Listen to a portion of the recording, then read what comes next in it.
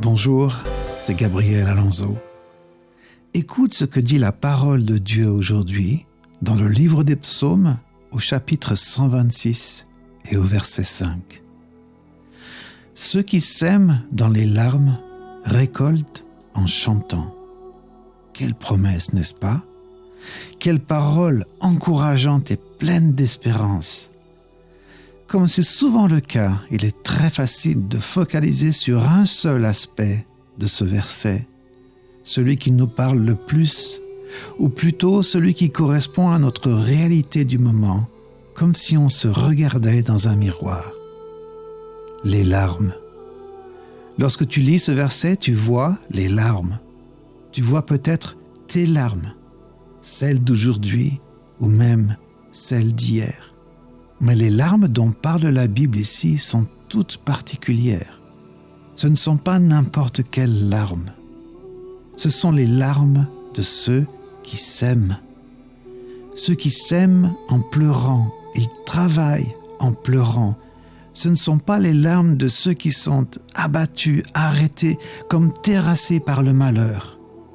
Le Seigneur voit aussi ces malheureux et son cœur est plein d'amour et de compassion pour eux.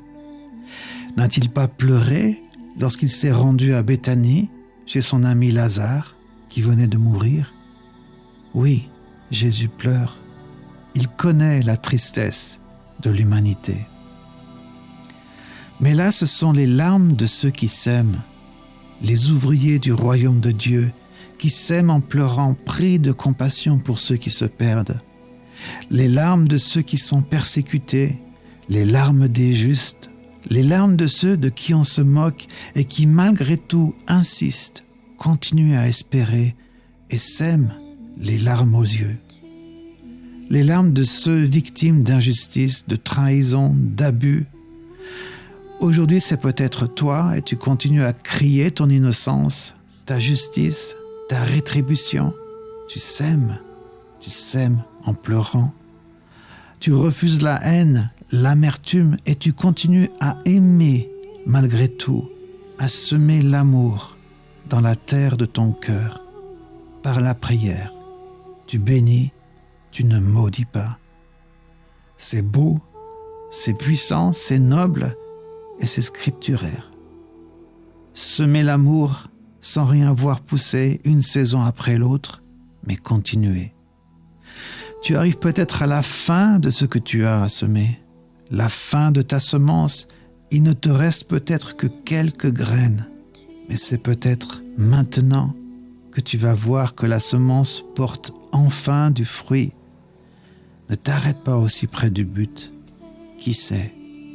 Il faut continuer à semer jusqu'à la dernière graine. Et oui, en pleurant, mais en sachant que la promesse est que tu récolteras en chantant. C'est la parole de Dieu qui le dit, par la parole d'un homme. Semer en pleurant, c'est peut-être pour toi fermer la porte du passé, clore un chapitre, prendre cette décision de ne plus continuer une relation qui te détruit. Ça fait mal et tu pleures. Ou bien attends-tu une percée dans ta santé mentale? Tu continues à semer la semence de la parole de Dieu dans ton cœur et dans ton âme. Et tu confesses que cette parole est une épée tranchante qui va jusqu'au fond de ton cœur et, écoute, jusqu'à la division de l'âme et de l'esprit. Elle est donc capable de toucher ton âme et de faire taire tous ces bruits, tous ces échos du passé qui te troublent. Oui, cette semence-là, dans ta pensée, semée dans les larmes, peut tout changer.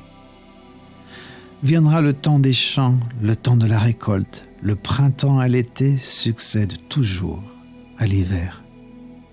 Continue à semer l'amour, le pardon, l'espérance.